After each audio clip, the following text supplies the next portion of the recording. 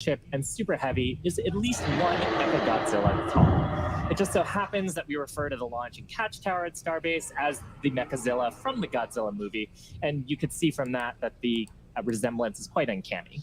Very, very uncanny. Now, the first stage, also known as the booster or Super Heavy, has a diameter roughly 2.5 times that of Falcon 9, and with 33 much larger engines. More engines means more power to deliver a massive amount of cargo to space. Amazing view here, and this is with 33 we don't have on our Falcon 9 missions. More engines means more power to deliver a massive amount of cargo to space. We can see all 33 engines there. Now, one cool upgrade on the booster's engines, we have a new electronic thrust vector control system, or ETVCs. We previously used the hydraulic system to control the positioning of the Raptor engines, meaning we tilted them in flight using pressurized fluid. Now, hydraulics are complex, and because they're fluid-based, they have the potential to leak. Not good. So switching to an electronic system means fewer potential points of failure. Also, we now carry less mass on the vehicle because we don't need to carry hydraulic fluids anymore. So good news all around. Now, the electric system has lots of benefits on its own. It only takes 30 minutes to activate for flight. It doesn't consume resources when inactive, and they allow for regenerative charging like a Tesla battery. Yeah, all great things when you're trying to rapidly reuse a vehicle. Now, moving up, Starship is designed for vertical takeoff and landing on any hard surface. That's opposed to taking off and landing on a runway like aircraft do. And that's important because there are no runways on the Moon and Mars. The ship features 6 Raptor engines, like a Tesla 3 of battery, which are sea level, and 3 of which are vacuum engines with an expanded nozzle, which makes them optimized to operate in the vacuum of space. The ship at the top of the ship is featured with 4 flaps as well. This is a shot actually of the top of the booster where we can see the hot stage portion and the 4 grid fins. Now, those flaps on the ship portion help aerodynamically control the vehicle's attitude during atmospheric reentry and flight, and will enable us to do precise landings. The body of Starship is also wrapped in a heat shield that's made up of 18,000 hexagonal ceramic tiles. You can see them wrapping around the top of the nose here and here in this shot of the flaps. Now, those tiles are designed to insulate the vehicle during atmospheric entry, where the temperatures can get as high as 1,500 degrees Celsius. And one of our test objectives today is to verify how those systems perform during reentry. Yeah, now as Shiva mentioned, there between the ship and the booster, basically the top of the booster, between those 2 stages, that's our new hot stage, critical for our new separation technique.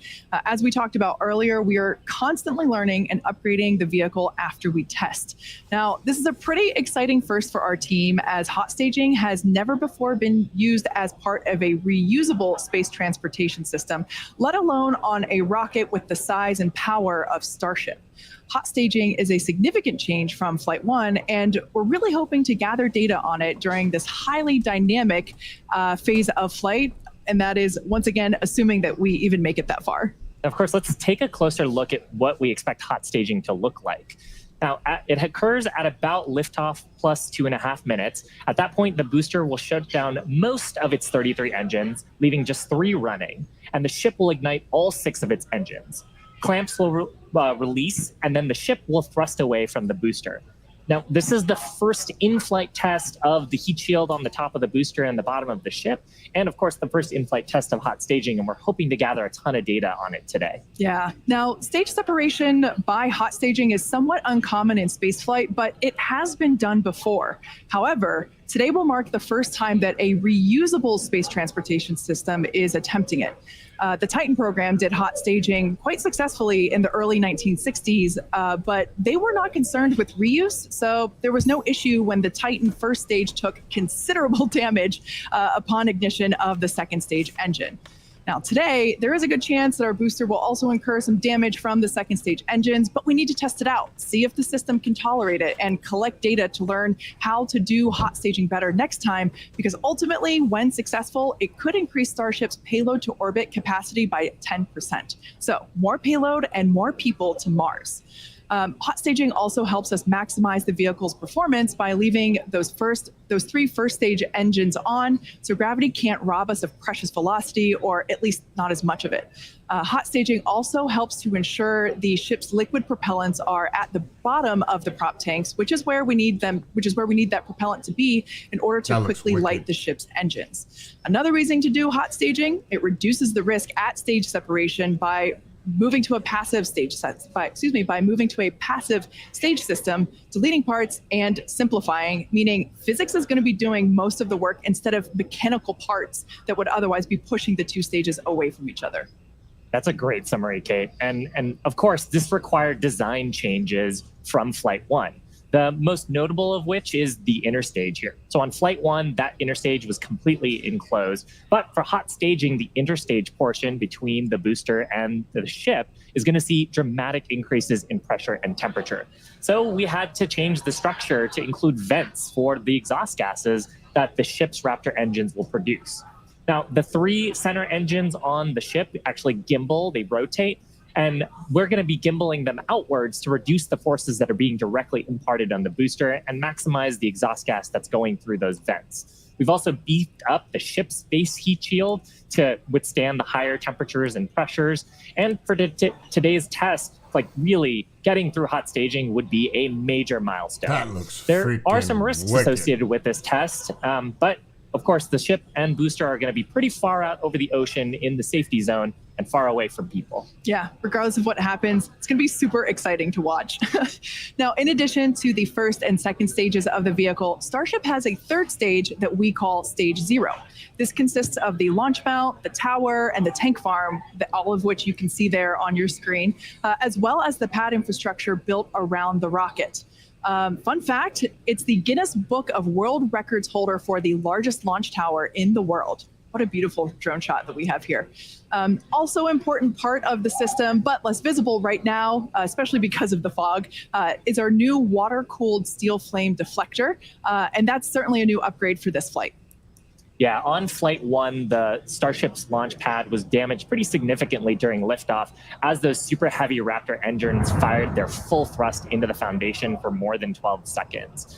So now we have a new high-pressure, water-cooled steel flame deflector system that we developed and installed between the flights, and there you can see the video of it dispensing 260,000 gallons of water. And that's designed to dissipate those loads from the Raptor engines and support rapid turnaround of the launch pad with minimal refurbishment between flights. Part of a rapidly reusable launch system also means the pad infrastructure. Yeah. We performed multiple standalone tests and have used this new system for both the Flight 2 booster static fire tests. And we've also reinforced the pad pretty significantly from Flight 1. Yes. Now, also part of Stage 0, we mentioned before, the launch mount. Kind of hard to see there, but it's what the booster is connected to. Here we can see basically the legs of the launch mount. This is what holds Starship and all of its mass. It holds Starship during ignition, right there at the Super Heavy booster. This is what houses all of the equipment needed to fuel the Super Heavy booster and condition it for flight, as well as all of those electrical, communication, and data connections between the ground and Starship. Bottom line is, it's an important part of how we talk to Starship on the ground and understand that it's really ready to fly. Like it did the last time. Of course, the awesome camera shot there of those 33 Raptor engines. It's all about testing. Such a great view. We don't have that view for Falcon 9, so I love that we get it here. Now, as we mentioned earlier, the real game changer with Starship is not only mass to orbit capabilities, but that it's designed to be used over and over and over again with little to no downtime in between. Full and rapid reusability is the key to making routine space travel a reality, and SpaceX has been working on this since its inception. Yeah, with SpaceX's family of Falcon launch vehicles, which are the first and only orbital class rockets capable of reflight, we started that. And Starship is going to take this even further with a reusable first and second stage. Now, while most rockets are expended after their portion of the mission, SpaceX rockets land back on Earth and are quickly returned to our hangars to prepare to refly again. Exactly. In fact, 90% of all Falcon 9 boosters that have flown this year have been reused, or as we like to say, flight proven. So while launching and landing rockets may seem routine today, this was not always the case. For those of you that have been following along since our early days, you know that it took us 4 attempts before we successfully launched our first rocket to orbit. Here you see our Falcon 1 Flight 4. 15 years ago in September, that vehicle became the first privately developed liquid-fueled launch vehicle to orbit Earth. If Falcon 1 Flight 4 had not succeeded, it would have meant the end of SpaceX. And our first successful landings didn't come easily. We had to miss the target a few times before we ultimately stuck the landing. But each of these landing attempts, how to not land an orbital rocket, were teaching us what we needed to know in a flight-like environment to get that full picture of how all the systems interacted together. Oh man, yeah, this is me trying to not get goosebumps watching this first drone ship landing. I hosted that webcast and it was so exciting to see that iterative development approach that we took finally paid off after so many attempts of failing. Now that failure is expected to help improve future designs of our vehicles and systems. So fast forward to present day, we've landed F9 boosters over 245 times since our first reflight of an orbital class booster 6 years ago. Yeah, and it really comes down to our design philosophy. If you're not failing in some way, then there's room to learn and push the design to improve. And failure doesn't just mean blowing up a rocket. It might mean not being as efficient as we want to be or producing slower than we want to. So that approach has been the basis of how we've made all of our major innovative advancements.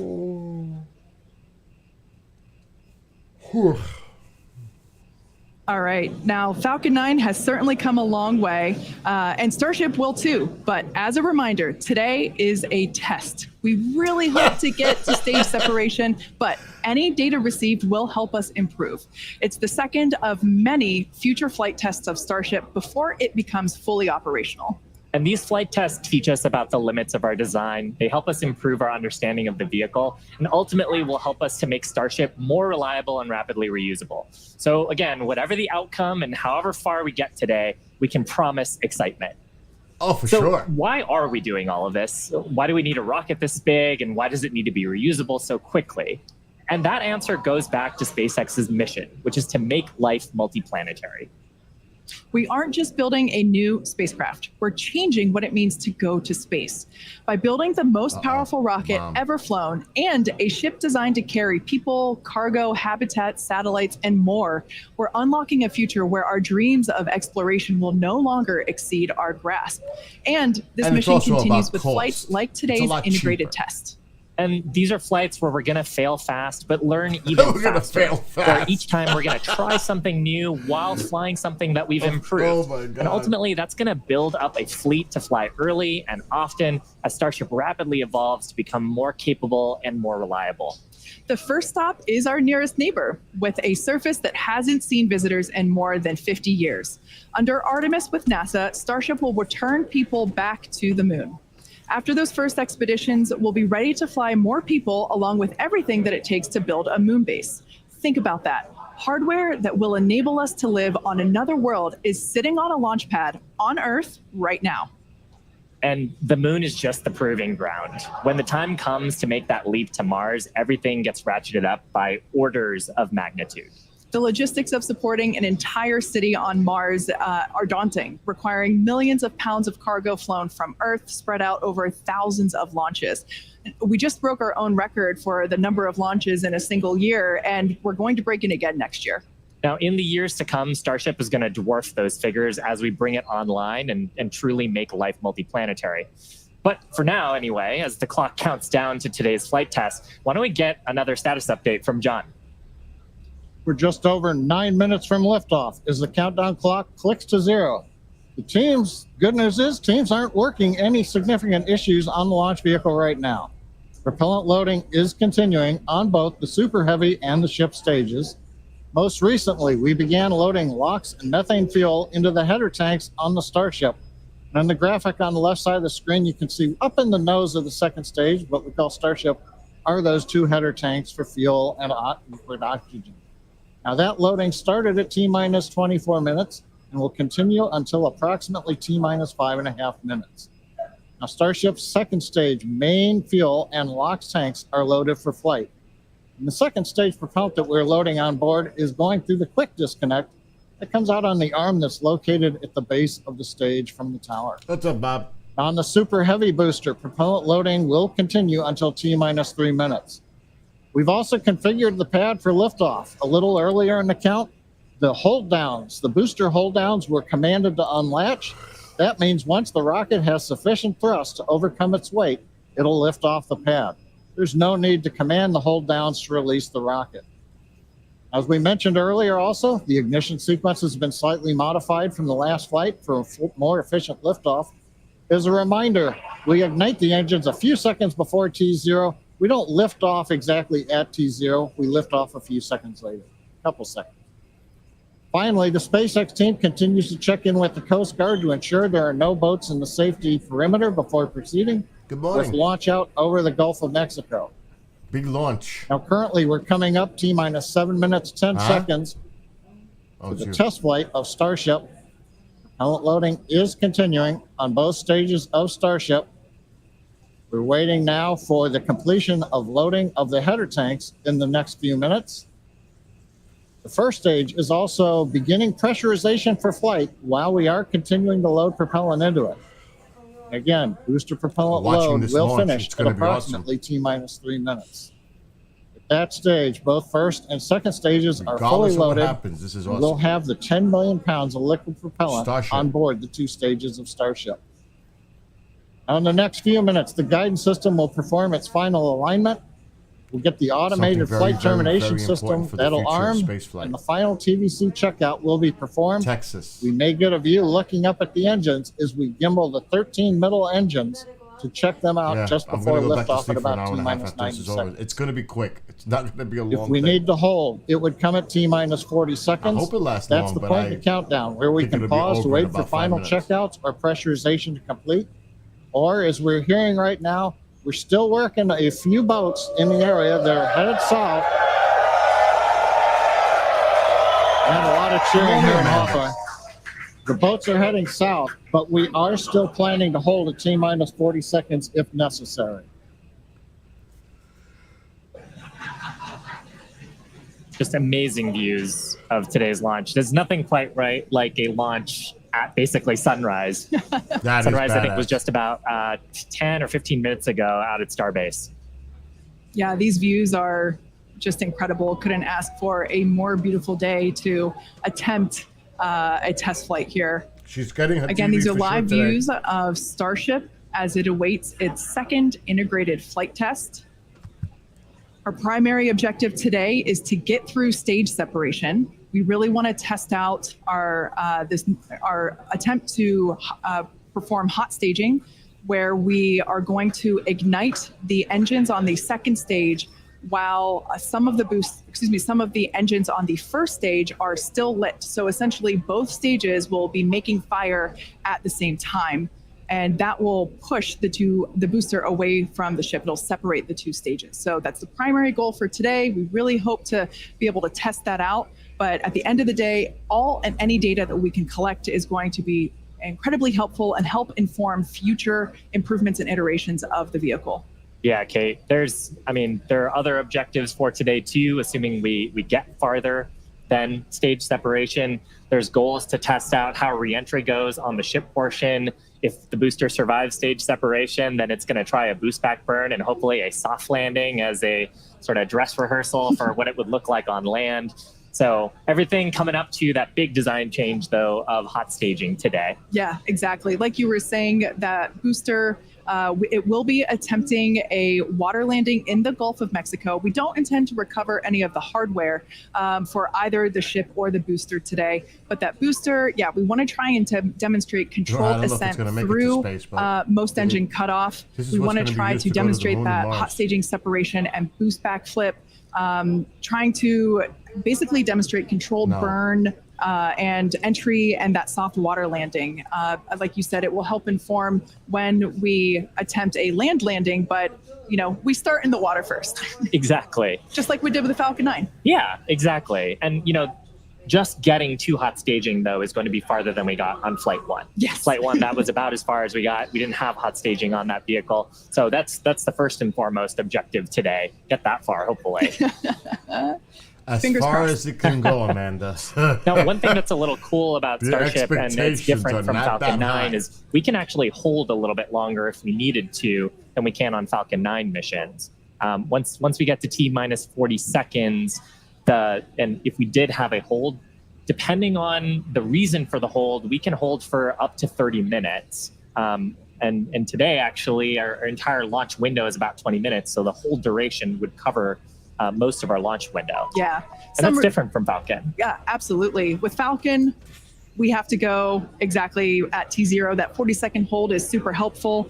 If we need to, for example, we need more time to pressurize the COPVs for flight levels. Perhaps If the fuel. engineers just need to look at some of the data, Yeah. see how engines are performing or the avionics. Exactly. Those checkouts, being able to have the opportunity to top off the fuel or locks if it's not fully loaded. And, we might want to just take a few more minutes for that. So that T-minus 40-second hold can be really helpful. But we don't have that option on Falcon. So it's a little bit different here. SpaceX. We're just inside T-minus 2 minutes and counting. The good news right now, we're hearing it doesn't look like we're going to need to hold a T-minus 40 second All right, as the boats are clearing out of the way. No more talking. Next event coming up, TVC wiggles as we move the center engines on the first Not on stage. TV. I don't know if it's on TV.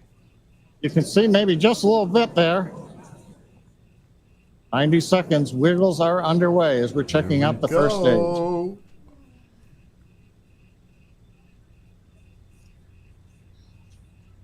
TVC checks are complete.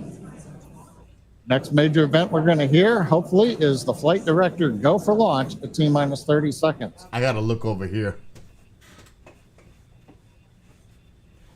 As we're coming up on T-minus 1 minute, when we get to T-minus 40 seconds, we'll just listen in. Last time, as you recall, we did hold at 40 seconds, but it took a few seconds for the clock to recover, so we're going to watch that. What? As we press to T0, we're going to watch and listen the second test flight Right. of Starship. It's going to go now.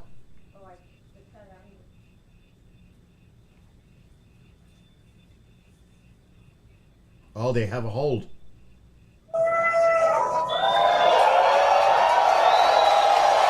I see a hold. There it goes.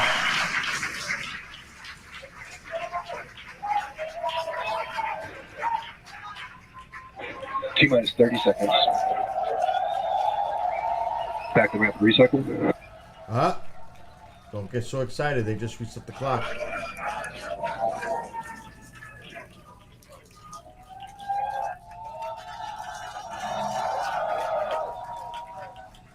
Calm down. Calm down, kids.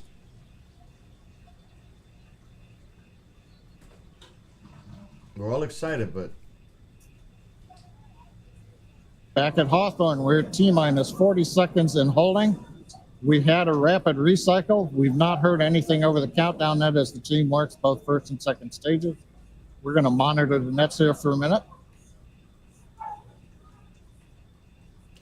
we'll know when they start going, woo! If that clock starts to move again.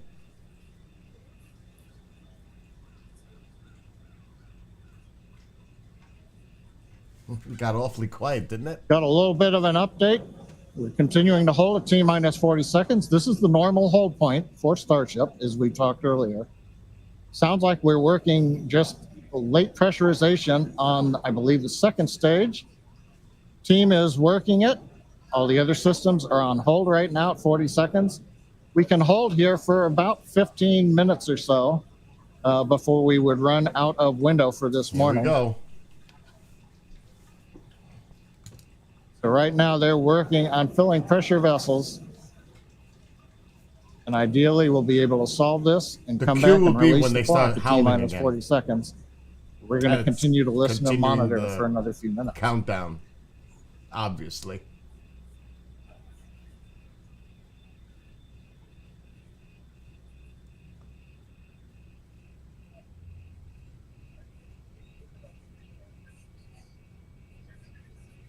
And it's worth mentioning here that don't go away. We are holding at T-minus 40 seconds, but once the teams have resolved and see the data that they want to see, the clock can restart straight away, and it'll start ticking down from T-minus 40 again, all towards liftoff. Yeah, exactly. Now, while we do have the ability to hold for up to 30 minutes, we only have a 20-minute launch window, so don't go away. Don't change the channel. And just like Shiva said, we can restart that clock, and there it is. And there it goes. Clock is rolling. T-minus 30 seconds. It's a bad call. It just went out. Bro, that's crazy.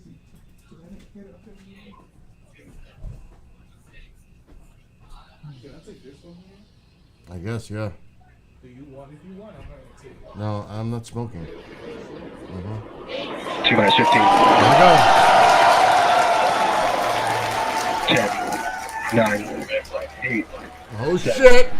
6, 5, 4, 3, 2, 1.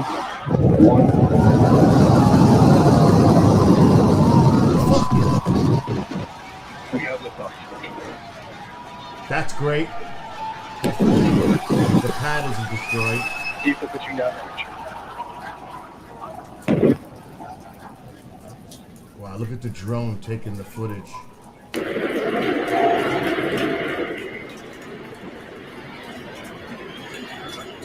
Chambers pressure nominal. Look at all the engines look like they're working. That's a good sign.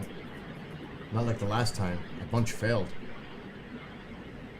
We are T plus 40 seconds into the flight. Oh yeah, all the engines are working. 33 Raptor engines powering the Booster first stage. Power and telemetry nominal. We've heard power and telemetry nominal call out. We're heading downrange over the Gulf of Mexico. Check them up. You get it. You get it. You're excited.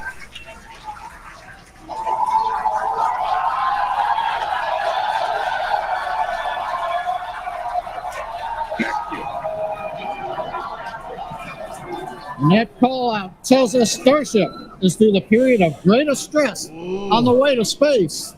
Holy shit. Now the next major event is hot staging in just over 90 seconds from now.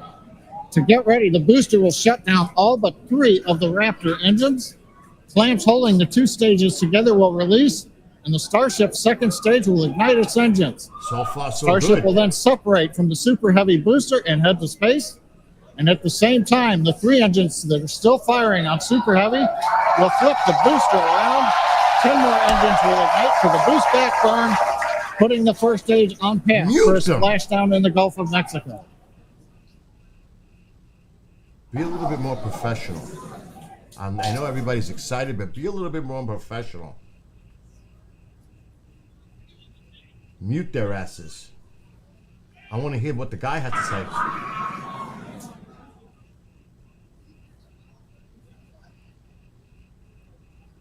Oh, this is good. Engine power continues to look nominal on 33 Raptor engines.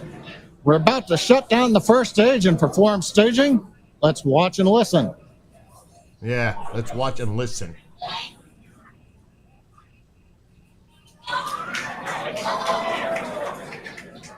They need to stop acquisition of signal Houston and New Orleans. Booster engine cut off. Oh, shit. Separation. Stage separation. Nice! Wow! Awesome! Now you can get excited. You're hearing the cheering. The first ever successful hot stage for SpaceX's Starship. Incredible views of our Super Heavy booster. Boom! And as you can see, the Super Heavy booster has just experienced a rapid, unscheduled disassembly. However, our ship is still underway with all 6. Power and telemetry nominal. And we just heard there, ship avionics, power and telemetry nominal. All 6 engines are lit, as you can see from the GUI there at the bottom right-hand side of your screen. Now, we did know that the that hot staging was going to be incredibly dynamic. We knew that there was a chance that the booster would not survive, but we're going to take that data and figure out how we can make the booster better for the next hot stage. Yeah, that hot staging put a lot of load on the top of the booster, and of course it flipped around there, a lot of dynamic stuff happening. But ship is They still need going to mute strong. them And it's doing great. so we could hear the right commentator. now, the ship, the second Jesus stage, Christ. is on its way. Like we said, you can see all 6 of its engines are ignited. The next major milestone for the ship will be the shutdown of those engines, or SECO, second engine cutoff, which if you follow our Falcon 9 launches, familiar terminology there. So far, today has been incredibly successful, even with the RUD of the Super Heavy booster. This is amazing. Primary This is- objective of the booster today to get to hot staging, to get ship on its way to orbit. It did that admirably. Yeah, we definitely asked. Starship trajectory nominal. All right, great news there. That trajectory for ship is Acquisition of nominal. signal, Cape Canaveral.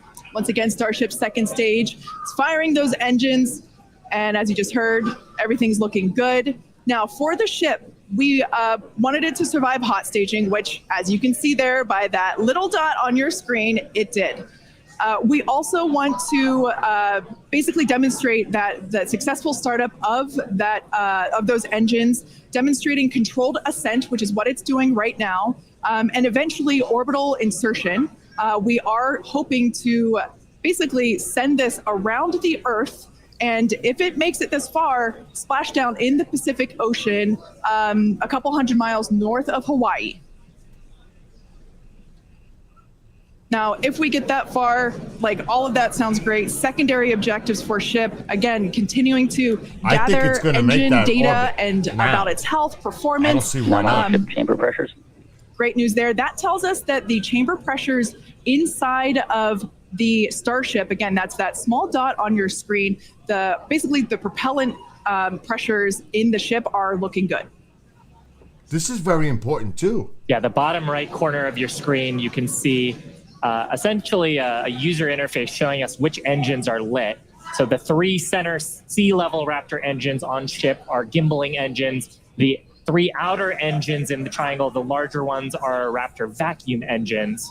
All of them continuing to fire nominally. So they're at the pressures that we expect to try to get into our target trajectory today. Yeah. And we're not targeting orbit today. We're targeting almost orbit today. That's very intentional as part of the mission design. The goal is to get to a thrust profile similar to what we would need for orbit, but also And to get to expected the loss of energy signal, levels Houston. that the ship would need to dissipate Right, for Amanda? re-entry. Disassemble. And so we're actually going Another word in a for blowing up. suborbital trajectory today, but that trajectory will get us to the energy levels that we need at re-entry, where we can really stress that heat shield and get valuable data on re-entry. And those calls that we are still on a nominal trajectory here and seeing nominal pressures means that we have a really good shot of hitting our target orbit. Yeah. Now, if the booster had survived, we would be around the time where it would be getting ready to land, performing its re-entry, but it unfortunately did not survive. That being said, that's okay. It survived several Terminal seconds after hot staging, so we're going to take that data and improve the hot staging sequence and probably improve the hardware itself for the next flight.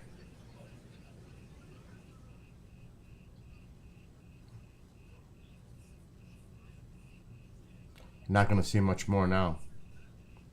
It's not like it has onboard cameras. As we may continue to see debris falling from the disassembly. That's what they called it. Disassembled. Exploded. Boom. Looks like we're looking at They're standing by for a call out here. looking at Mars. Coming up on the projected time that ship would shut down its engines. There it is. Shut down.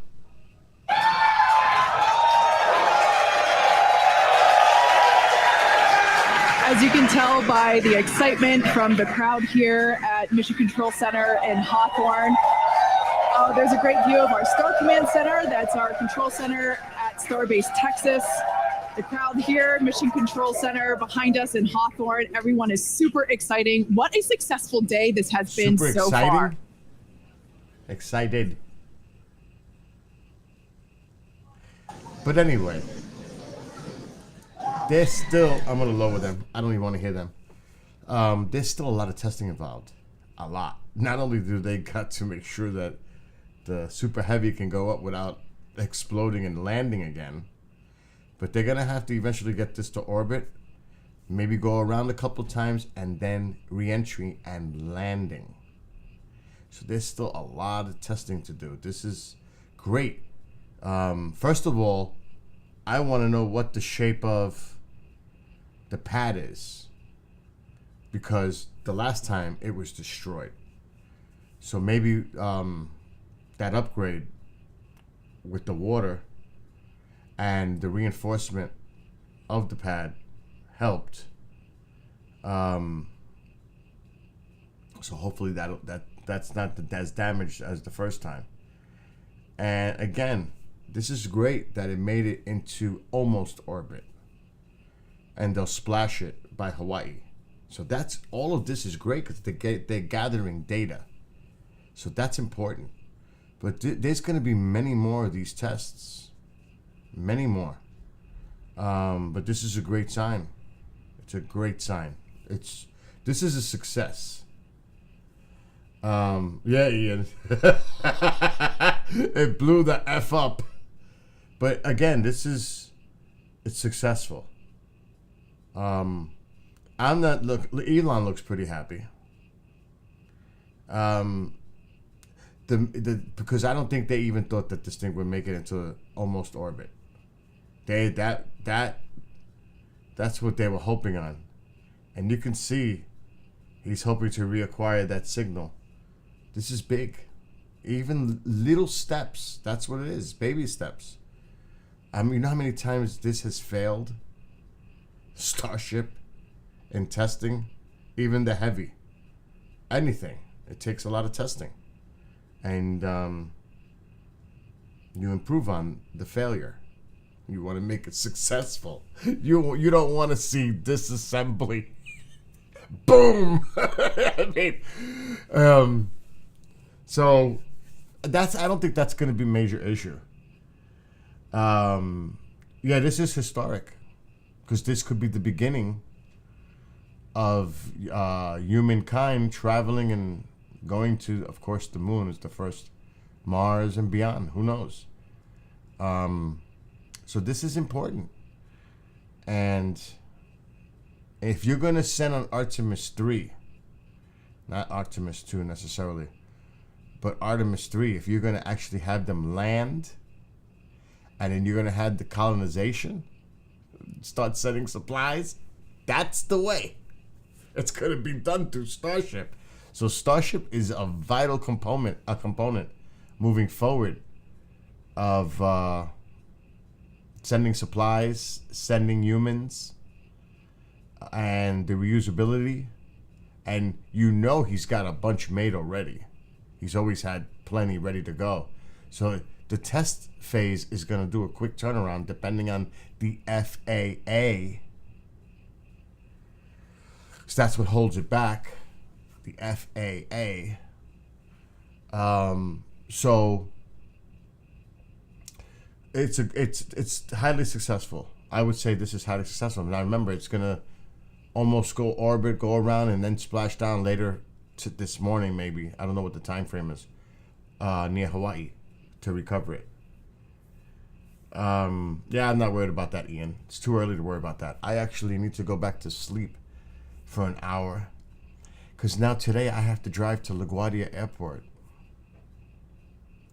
and then do a lot of stuff all day into the night and then come back here with my special guest and maybe stream. So look how quick it's over. But that's good. It was, like I said, successful. I would deem that as successful. I'm just glad I woke up to see it. I'll pay, but I think that was worth it. Because it's one thing to see it on a replay. It's another thing to see it live in real time, because that's the fun.